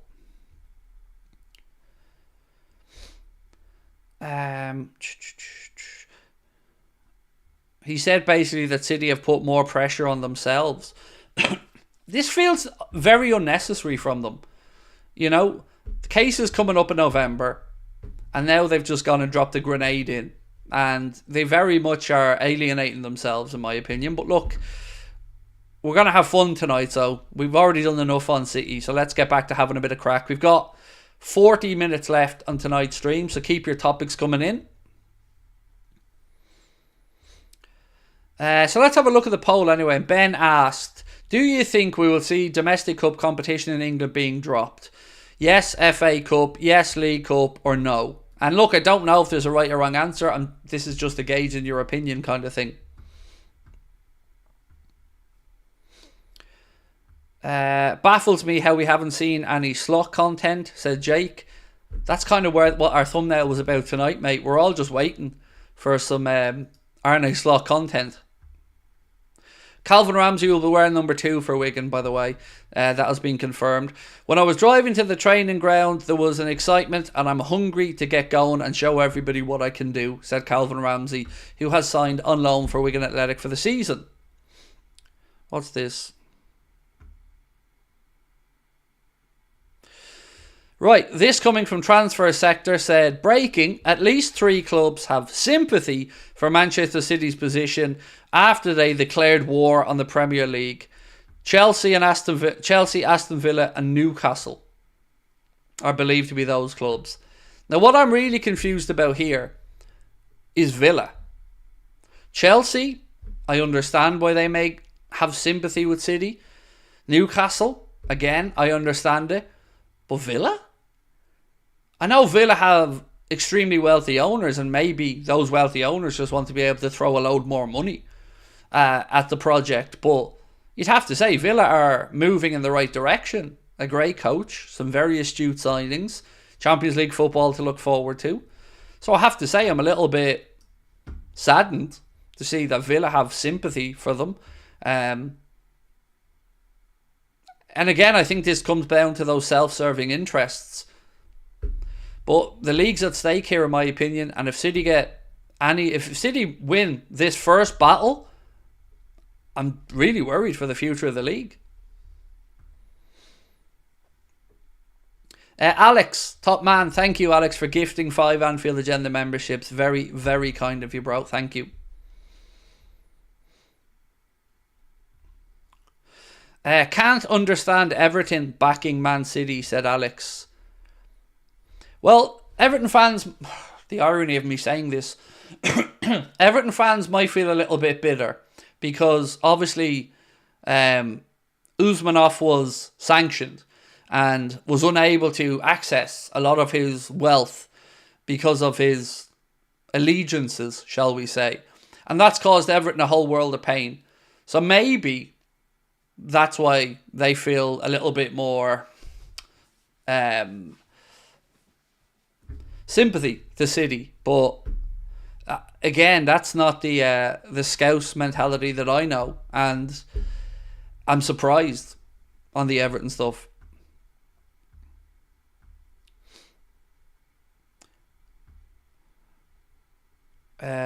Too much corruption with the owner, said Dale. John said other teams will just refuse to play.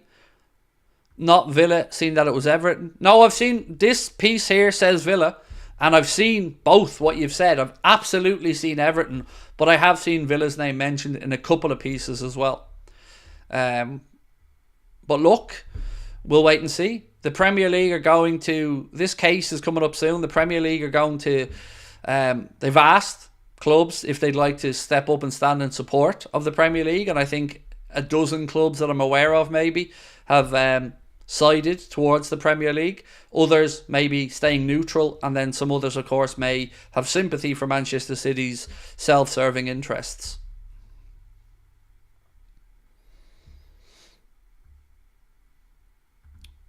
Love Emery, said Mart. He's a very good coach.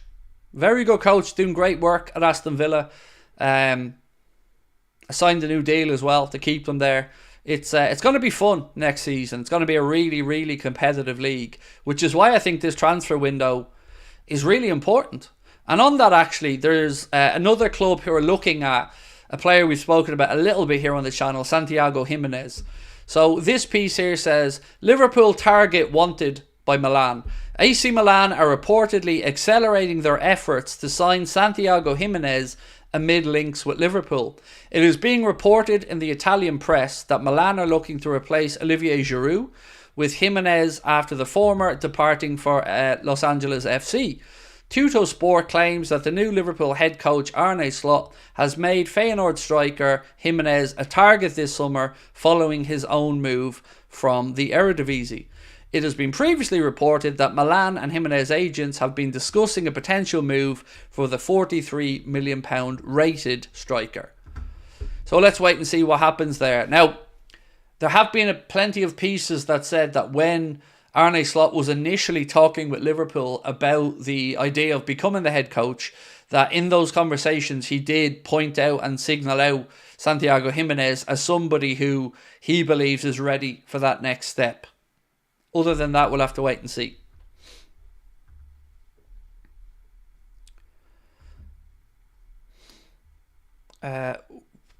Which club sided with the Prem? I don't know the answer to that, Ali. A couple of journalists have mentioned that they've 10, 11, 12. I don't know the actual clubs. Do I think Slot will utilise Trent in midfield this season and Gomez move to right back or potentially find a new right back? Well, let's not forget about the actual solution to right back, Conor Bradley. So if Trent gets moved into midfield, for me, and I can't speak for everybody, but for me, Conor Bradley is that guy to come in at right back. Joe Gomez can do a fine job there as well, but Bradley would be the starting right back for me. And I very much do think, yes, we may see Trent in midfield. Maybe, it depends maybe how the Euros goes as well, but I'm sure Slot will have a plan for variations of what he wants to do with Trent. But most important thing for us is that Trent gets tied down to that new deal, or all of this is kind of a moot point. Stephen Irons said, I love your content, Craigo. Thank you. Why haven't Liverpool posted you as the new manager? Honestly, it's so frustrating. I don't have a Scooby-Doo. What's going on? Even if he was on holidays, I'd still like a little video. You know, something. Rather than a post to say that Liverpool's new head coach, Arne Slot, started work today, which was Saturday, 1st of June. The Villa player said, not sure what we are doing defending City. I'm saddened by this, Craig. Really hope this doesn't affect the support and respect we get. Well, you have got a lot of respect and support, particularly from me. I'm a huge admirer of Villa. And look, it's not your fault. It's not the Villa fans' fault. You don't make these decisions. But it does strike me as odd if, and I have to say if, there is that allegiance with Manchester City. I find it odd. But again, not the fans' fault. Steve, thank you, mate. Really appreciate your super chat. Very kind of you. Said, club football is bigger than international football. Scrap everything other than the World Cup and give the world's top 16 an automatic place. That frees up a few weeks to keep all the domestic games. That's great, Steve. And look, I'm not a fan of international football at the best of times, but the real problem here, I believe, lies in the battle between UEFA and FIFA. Because FIFA are the world governing body, but UEFA are by far the most wealthy or the most cash generating of all the governing bodies. Sorry. So UEFA, think about it. They have the Euros. They have all the top leagues in Europe. They have the Champions League, which is by far and away the most lucrative football competition in the world. And FIFA wants some of that cash. Now remember, all of these operate as non-profits who are supposed to just reinvest money back into the game. But it feels like a lot of them these days are doing cash grabs and looking after self-serving interests.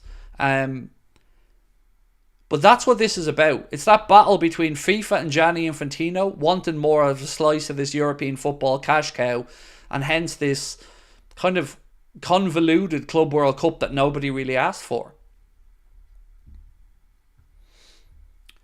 Do you think Slot recognises Liverpool fans are sad about Klopp, so is waiting? No, that's not going to be the case.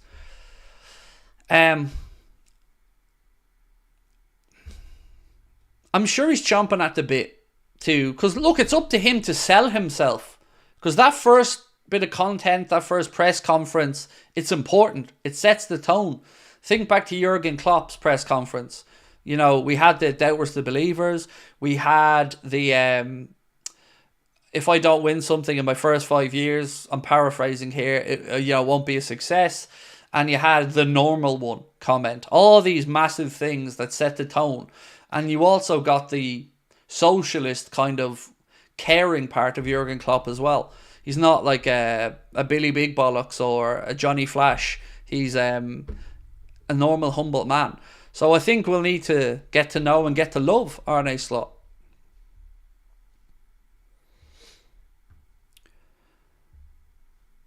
My Liverpool team for next season said Amar is Alisson, Bradley, Kanade, VVD, Robbo, Trent, Ederson, McAllister, Salah, Jota, Gakpo. I would probably put Darwin in up top, because if we're going to keep him around, we got to give him the chance to play. But other than that, I'm not hating that team at all. Amar, kind of probably not too far away from what I'd be looking at myself. Am I doing friendlies watch-alongs? Yes, absolutely. We'll be doing the Betis game, the Arsenal game, the United game, and any other pre-season games Liverpool do. Mark said, there are many people I know who only watch football because of the World Cup and the Euros. Look, I'll admit one thing to you, Mark. The Italian 90, as an example, I've never seen my own country come to a standstill and everybody, man, woman, children, pets, everybody around the TV watching Italian 90 as Ireland got to the quarterfinals. I would go as far as to say it was the start of a change for my country to really announce itself on the world stage economically, from a sports perspective, and to show what Irish fans are like. So I get it. I get national allegiance. I get the idea of loving your country. But we have the Euros. We have the Copa America. We have the World Cup. We've got the Nations League now as well. You've got all these other tournaments. I just don't think that the club side of it needs to be looked at by FIFA. You know, they've got some great competitions. Copa America is going to be very well watched. The Euros are going to be extremely well watched. There's no need for it other than their own greed. So that's my take on it anyway.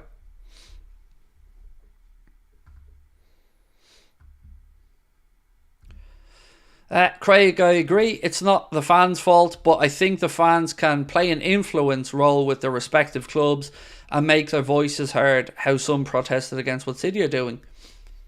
I would just ask this. For anybody, club-wise, fan-wise, who thinks what City are doing is a good thing, I'd love to know their reasoning. Genuinely, I'd love to know their reasoning, why they think it's a good thing.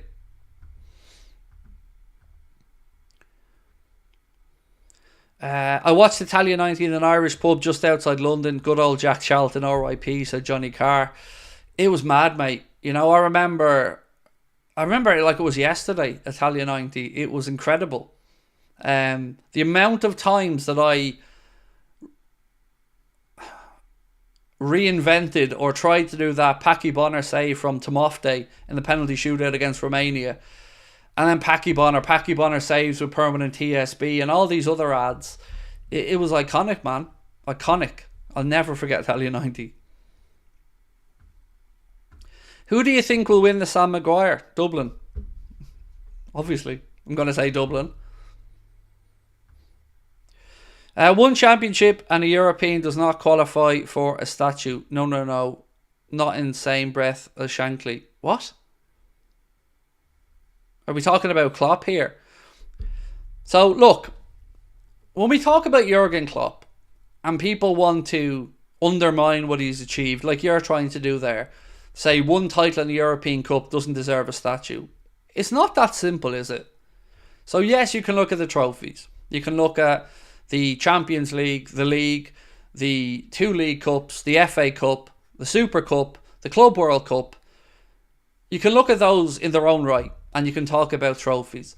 But what I think is a more important conversation is what Jurgen did for belief, to re-establish Liverpool, and to take us from a club that were hovering around in and out of the Champions League places to being in that competition season in, season out, to making Liverpool a destination, to really showing the true spirit, heart, sense of humour and passion of Liverpool as a city. And if you don't think that was special, I don't know if you just don't get Liverpool. Because to me, what Jurgen Klopp achieved against the financial power he was up against, the big spending Manchester City, trying to rail in Manchester United and keep us relevant, incredible. He deserves everything. Anything he gets. Stands, stadiums, all the adulation, every goddamn bit of it and more. Because he's a special man that delivered special memories to us fans and did it honestly and caringly. We didn't always agree. You know, the fans riled him at times, he riled the fans at times, but all in all, he was a special man, is a special man. And you don't just measure what he brought to Liverpool in trophies. They are part of it. And he did break a 30-year curse to win a Premier League title or a top division title, which is a very long time to wait for a club the size of Liverpool. So to have done that, to have worked against the finances of a Chelsea, a United and a City, and be there or thereabouts, to have put up 99 points, to have put up 97 points. To have turned over a 3-0 deficit against Barcelona and beat them 4-3, 4-0 at home without Salah and Firmino. That's special. That takes a special man. So I'm sorry, anybody who feels like they want to have cheap jibes at Jurgen Klopp and what he achieved at Liverpool can kiss my ass. Because that man is a hero. A truly, truly special man that gave everything for the city, for the club, and never half-arsed any of it. And I'll always appreciate that sacrifice that he and his family made for the football club. He dedicated himself to it, and he did what he said he'd do. And that's why we love him. Which players are you looking forward to watching at Euros? Ooh, Mbappe. You're always looking forward to watching Mbappe, aren't you? Interested to see how our Dutch contingent got on. Gakpo as well. I've no doubt over the Copa America Darwin will do well. He usually does with Uruguay. Who else am I looking forward to watching? I'm interested to see what team Gareth Southgate puts out with England. It's unfortunate Ben Dokes had to pull out of the Scotland squad because of the injury. I'm looking forward to seeing who the surprise packages are. Like, we know the talented players going into it. I'm sure there'll be a surprise or two, but I'm just looking forward to it as a whole. You know, it's interesting, the Euros, and it's going to be very competitive.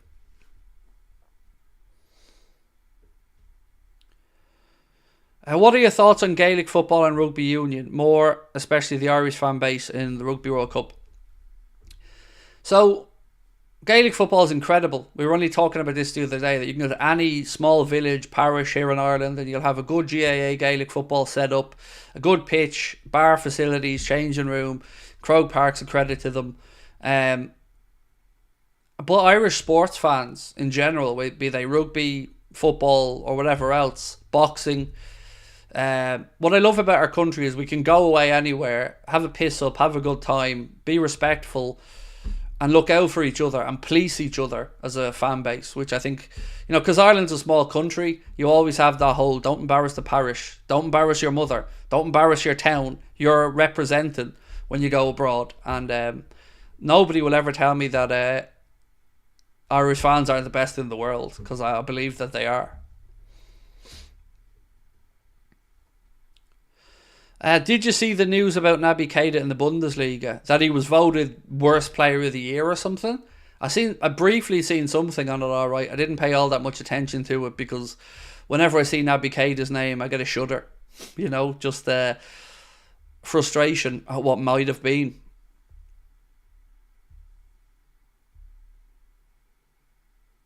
This was interesting actually earlier on. Fabrizio Romano said this via Gimme Sport. Liverpool really want to involve Arne Slot in the transfer discussions that will be held about every single player.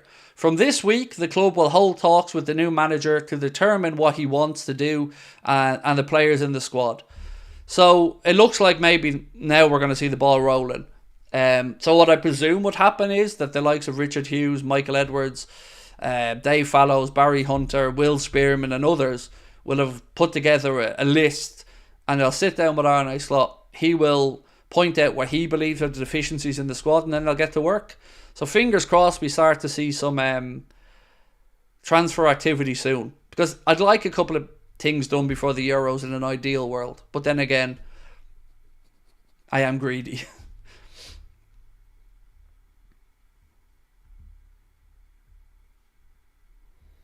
Craig, my country is back in the HSBC Rugby Series after a year's hiatus.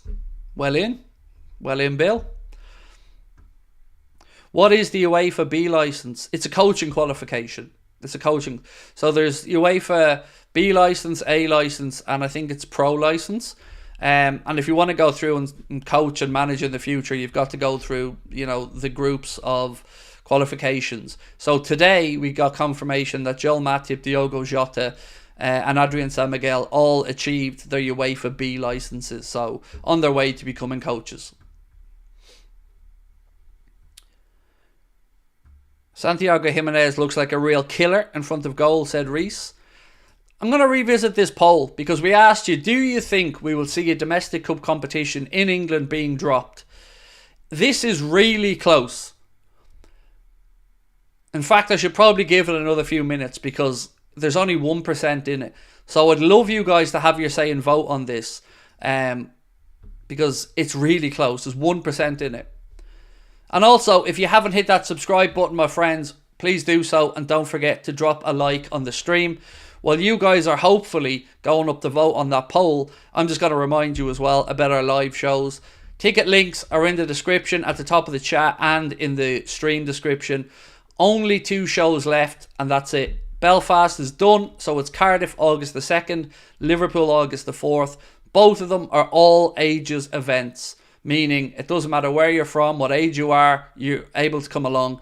Tickets are priced at just £15, or in Cardiff you can get a group ticket, which is 4 tickets for £50. And I'd love to see you guys on the night because it's going to be a load of fun. We're going to be at the Hot Water Comedy Club in Liverpool, which is a life ambition of mine. I've always wanted to be a stand-up comic, but I'm not funny. So to be able to just at least stand where real comics stand and do a show is going to be interesting. And then in Cardiff, quite simply, this is the venue I've wanted to play since I decided I was ever doing a live show. The Richard Burton Theatre in Cardiff is incredible. It's about a 200-seater venue. It is truly beautiful.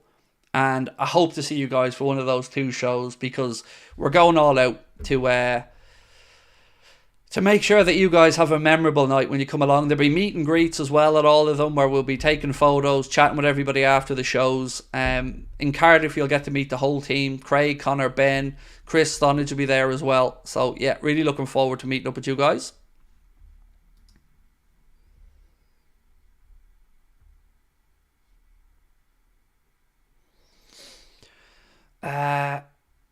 Have you ever seriously considered becoming a coach?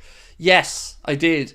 I did look into where I could do my the first of my badges, and I have some friends who have gone through and done their badges, but truth is I just don't have the time, and this is my focus. But yeah, I did consider it at one point or another. How come they're the last shows? Because they scare me. Casper's Photography. I'm not one of these lucky people that can go on stage and do a show and enjoy it. For me to do a show, it takes weeks of psychological preparation. I'm a bag of nerves. I get terrible stage fright. So that's why. When we do them 2, we'll have done 4 shows in a year, and I will have done what I challenged myself to do, which is to step up on stage and do a show. I've never done it before, and they were the first ones. So that's why. It's got nothing to do with anything other than my fear of being on a stage. Mark said there are 4 licenses for UEFA, C, B, A and Pro licenses. So there you go. So they're well on their way, those 3 gents. Can I actually ask you a question? Anyone that was at the Dublin show last year or the Belfast show, did I seem nervous? That's a question that I'd love to ask because I tell you I was petrified.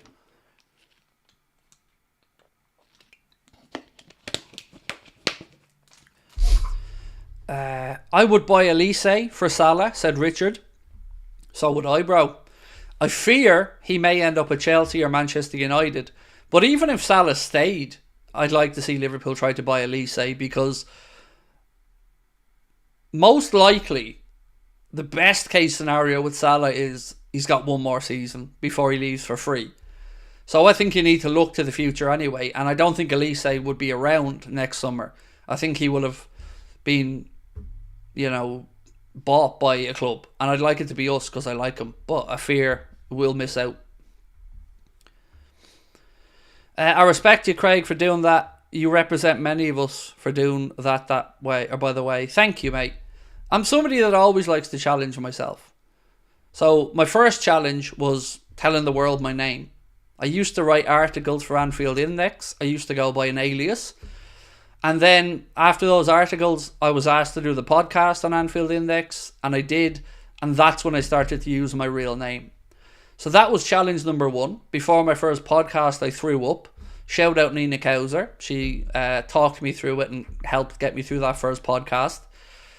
Podcast came then, I decided to start my own thing, do my own podcast, then jump onto YouTube. And all the time I've always wanted to keep challenging myself, bettering myself, trying to put myself in an uncomfortable position.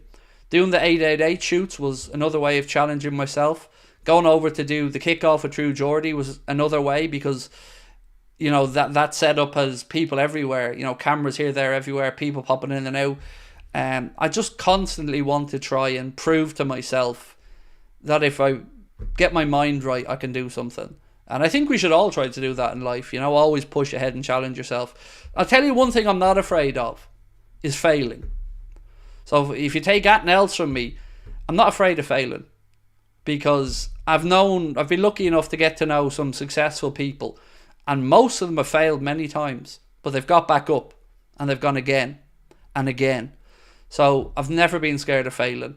That's why when the Dublin show this year didn't sell, I was honest and said it didn't sell. That's why it was cancelled. Nobody was interested, and that's okay. But you have to give it a go. That's the way I look at it. You have to give it a go.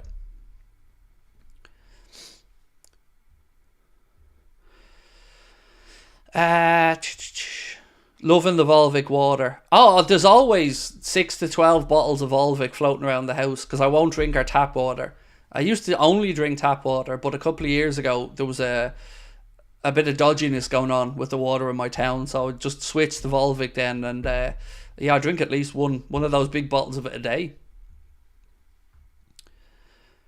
I'm a pro at failing, said Rav. Mate, I'm 42. And my life's only starting to come together now. So keep failing, but keep trying, and you'll get there. Do you think we look at Bournemouth players such as Kirkes or Sensi as a left-footed defender, as Hughes is our director of football? There will probably be some interesting connections, yes, Aaron, because of Richard Hughes' time at Bournemouth, but also because of his contacts in Italy, and I think Spain, if it's the other, is Spain or Portugal. He's got a good contact book for those two countries. He's done some good under the radar business for Bournemouth, but will we see any of those type of players at Liverpool? I don't know, maybe. I don't mind if we don't go out and spend 100 million on a player, but I do want the players to be the right players. And I don't like Liverpool looking at a cheap option sometimes when there's a better option available for more money.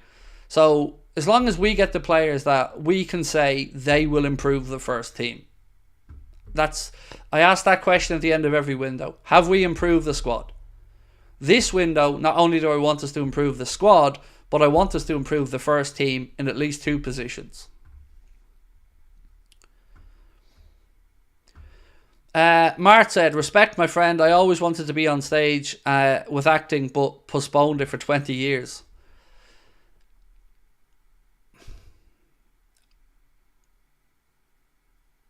When I was in Belfast, Mart, just gone, my mouth was extremely dry and I could barely get the words out. Towards the end of the first half of the show, I could barely even catch my breath properly. I was that panicky on stage. But I got through it. And it was worth it because I got to meet amazing people afterwards. I got to come down and chat and get photos with some absolutely incredible people who told me some lovely stories. But you know what else I've noticed in life? What we think is the big deal for us, people don't really remember. You know, if you go up there and you make a mistake, people don't mind. People don't care. So yeah, give it a go. Always give it a crack. I tell my own children the same. The only thing I won't accept is I'm not trying. Go out there, do your best, fail, come back, we'll talk about it, we'll go again. But if you don't put yourself out there, you're not going to get lucky. Craig, I hope the fam is good. And you, I don't know what this is, Andre for DM. I don't know what that means. If anybody ever does want to get in contact with us, as we always say, contact@AnfieldAgenda.com is the best way to do it. Ugarte transfer news gone quiet. Yes, it has. He was listed as one of the players that PSG were looking to move on. this summer. 50 odd million, I think, was the price tag. But look, it is quiet, but quiet isn't always bad for us. Sometimes quiet for us can mean good, as long as we get the signings done. And I truly believe we will. What else we got? Some of the most successful things were rejected first. The Beatles, Harry Potter, for example. Be confident and try anything. It doesn't hurt anyone else. So I may have told you guys before that I was a DJ when I was younger, but I probably didn't tell you how I became a DJ. This is the story. We I don't know if you guys have what's called pre-debs, but we had a debutante ball at the end of your secondary school education.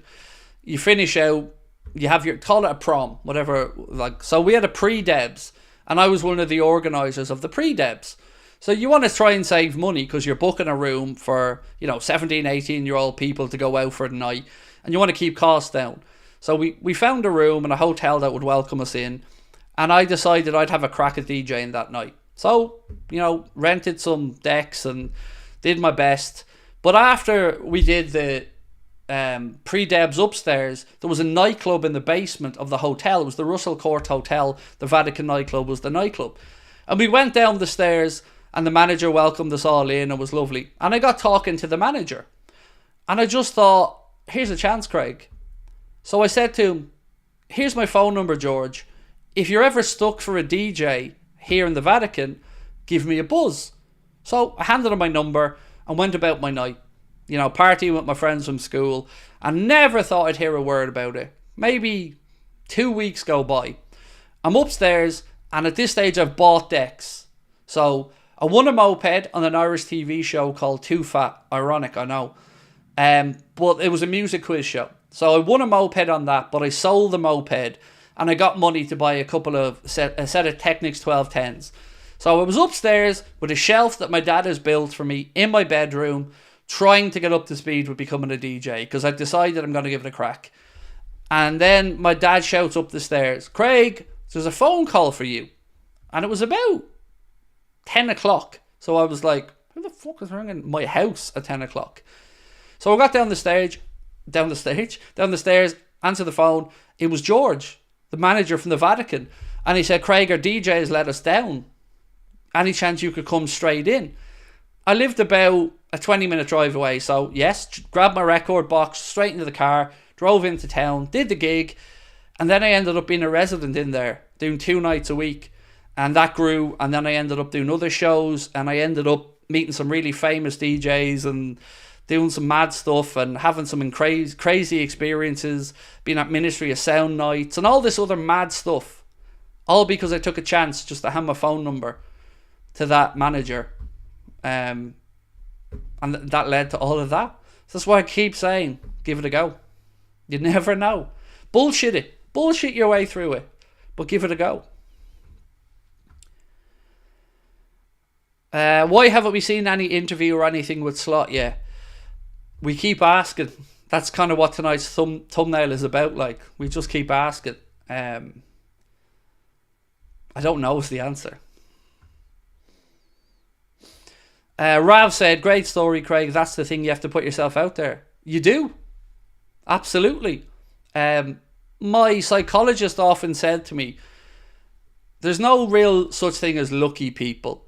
He said people who are lucky are people who put themselves out there to be given a bit of luck or to fail. And it always stuck with me. And another thing that my psychologist said to me before we finish up tonight is a really simplistic thing. But you know those, what would you call it, Meccano balls that open up on themselves and go back in and open up and go back in? When I start seeing my psychologist, I spoke to him about the fact that I can't accept kindness or love because I don't value myself. And he brought this ball in and he said to me, see this ball, Craig, closed? That's how you are now. You're not accepting love because you don't view yourself well. He said, look at your YouTube comments and chat and take a hint from how other people see you. So he said, when you start accepting this and being more vulnerable and open, the ball will open up. And when the ball opens up, your heart will be full and you'll be a different person. And that's around the time the channel changed. because I became more open and more vulnerable and more honest. And people came in and acknowledged it and got to know us. And I've always kept that simple little thing, you know, ball open, heart full, put yourself out there into the world. And it works. So yeah, that's why I'm always saying, give it a go. Try, put your best foot forward. Because life's full of adventures. But I wasn't in a position where I was ready to acknowledge that people might like me, that people might think I'm okay, because I didn't think that of myself. So until I was able to kind of love myself, you know, I couldn't accept it even from my wife. Squidgy, no, Spudigi, fellow ex-Outlands lad here. Lovely, welcome in, my friend. It's I'm old enough to have been at Outlands with the grey uniform and the black uniform. So loved going there though. Really did enjoy my secondary school experience. Would you still take Andre from Fluminense? Said SG. Yes, I probably would. Although I have to say I haven't really kept track of him over the last year. But yes, I probably would. So look, my friends, it has been a really fun stream tonight. I thank you all again for coming in and joining me. If you haven't subscribed, please do. But most importantly, let's get those likes up and hit that like button before we head off. I'm going to be back tomorrow. Same time, same place. 8:30. We'll go through it all again. And I'd love to see you guys at the live show. So if you can, tickets are via the link at the top of the chat or in the description of any of our videos. Cardiff, August 2nd. Liverpool, August 4th. Hope to see you there. All ages events. And yeah, much love. Thank you for making this a lovely evening again. And I'll catch up with you tomorrow. Bye-bye.